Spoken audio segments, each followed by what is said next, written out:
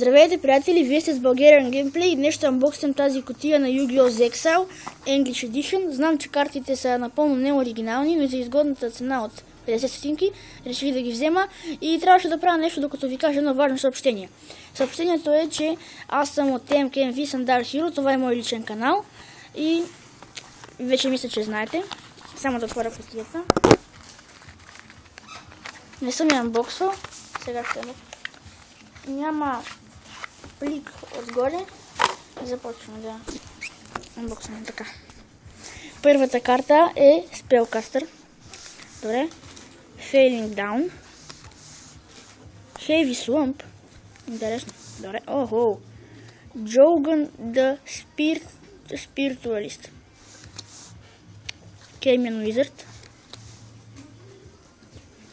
Mermial Abyss. Spell карта, Miracle Fertilizer, Noble Arm, Arfidator, пак Noble Arm, Гладиатор, Spellbook, Starhill, Super Solar, Nutier. О, Yellow Dustion! Тази карта ще ми потрябва, добре. Така, Wow Trons, Archfiend Quarvi. О, Archfiend Empor the First Wars от Hero.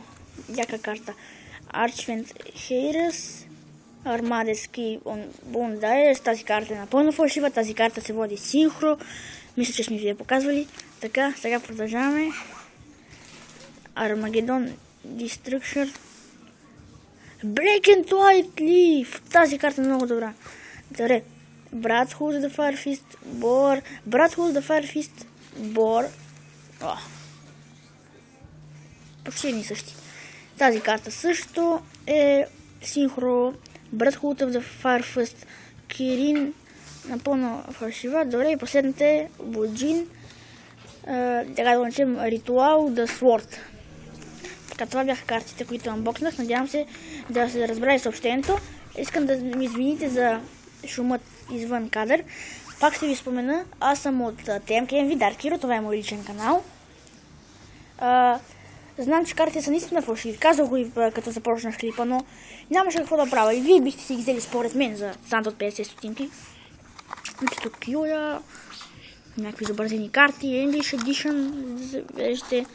Но така, това беше от нас. Това са картите, които много ми харесаха. Yellow Dustion и Black on the Wind Wave. Така, надявам се клипът да ви хареса. Ако така, абонирайте се, както и за този канал, така и за TMKMV. Коментирайте, лайквайте и чао-чао!